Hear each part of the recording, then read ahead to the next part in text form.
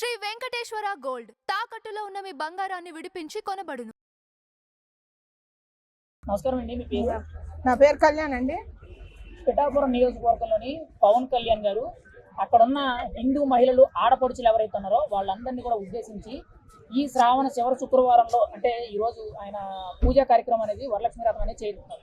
ఎలా అనిపిస్తుంది? అక్కడ మహిళలందరికీ కూడా చీరలు పంచుతున్నారని చెప్పి తెలిసింది. మీరేం చెప్తారు పవన్ కళ్యాణ్ గారు ఇటువంటి కార్యక్రమాలు చేయడం బట్టి? పవన్ కళ్యాణ్ ఇట్లాంటి కార్యక్రమాలు చేస్తాడంటే పోయిన సంవత్సరం కూడా చేసిండు. చాలా సంతోషం అనిపిస్తుంది.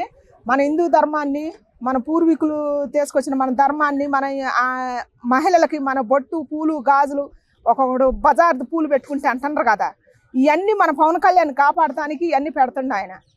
ఇవన్నీ మన శ్రావణ శుక్రవారానికి మన ఆడ మహిళలకి పంచి పెడతాడు ఆయన తోబుట్టు ఆయలుగా.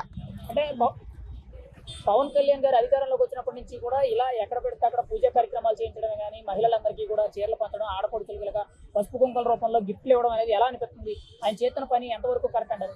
చాలా మంచిది అనిపిస్తుంది, చాలా సంతోషం అనిపిస్తుంది. కరెక్టే, అది తప్పేం కాదు, కరెక్టే, మంచి పని చేస్తాడు ఆయన. అంటే ఇప్పుడు ఆయన సొంత డబ్బులతో 10,000 మందికి చేరాలంటే ఎంత తక్కువ లేదన్నా కానీ ఒక 20 లక్షల రూపాయల వరకు కూడా సుమారు ఖర్చు అవుతుంది మొత్తం అన్నింటికి కలుపుకొని.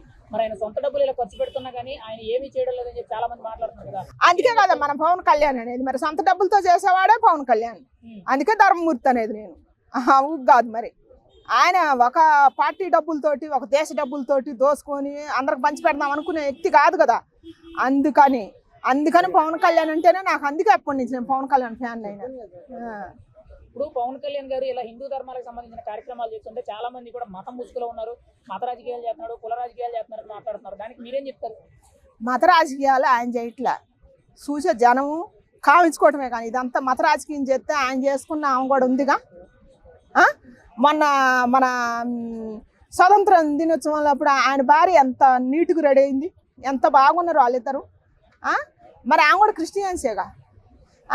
మత రాజకీయం యాడ్ చేసిండు ఆయన. అసలు ఎవరికి చెప్పిండు మత రాజకీయం చేస్తున్నాను? ఇదంతా పుట్టించుకొని దేశం మేము తగాదాలు లేపటానికే కానీ మత రాజకీయం ఏం చేయట్లేదండి పవన్ కళ్యాణ్. పవన్ కళ్యాణ్ గారి భార్య ఒక క్రిస్టియన్ అయ్యి ఉండి కూడా హిందూ మత సాంప్రదాయాలు ఇలాగ ఆచరించడం, తిరుమలకు వెళ్ళి గుండు చేపించుకోవడం, అక్కడ ఏదైతే ఒక డిక్లరేషన్ ఇవ్వడం అనేది ఎలా ఉంది? ఆవిడ ఒక క్రిస్టియన్ అయ్యి ఉండి కూడా హిందూ మతాన్ని పాటించడం అనేది దాని గురించి మీరేం చెప్తారు? దాని గురించి మన భారత మహిళగా నేను చేతి దండం పెడుతున్నా. మన భారత మహిళలే వదిలేసి క్రిస్టియన్లోకి పోతున్నారు. వాళ్ళు పెట్టుకోవట్లేదు, పిచ్చి నమ్మకం నమ్మి.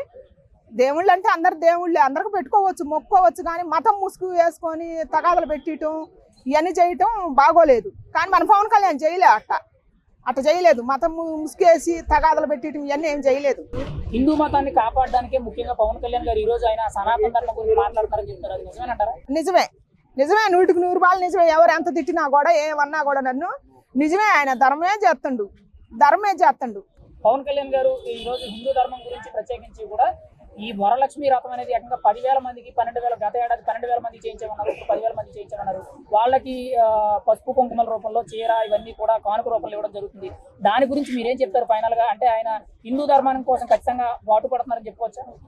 చెప్పుకోవచ్చు. ఒక తోడబుట్టిన అన్నాలుగా మహిళలకి పసుపు కుంకాలు ఇచ్చేది ఎవరు? పుట్టింటి వాళ్ళే. ఒక పుట్టింటి అన్నాలుగా ఇస్తుండే ఆయన.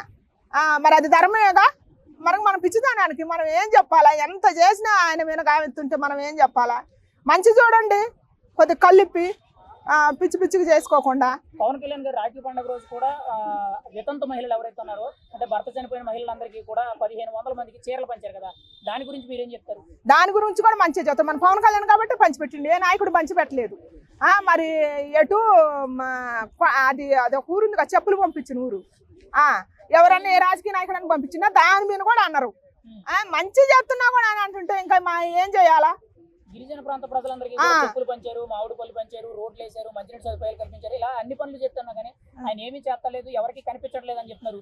ఆయన పరిపాలన ఎలా ఉంది? దాని గురించి మీరు ఒక మాటలో ఏం చెప్తారు? ఆయన పరిపాలన బాగుంది, ఆయన అన్ని మంచిగా చేస్తుండండి.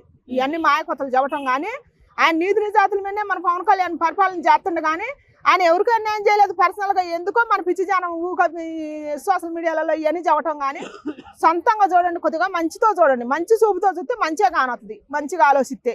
మన పవన్ కళ్యాణ్ మంచిగా చేస్తాడు.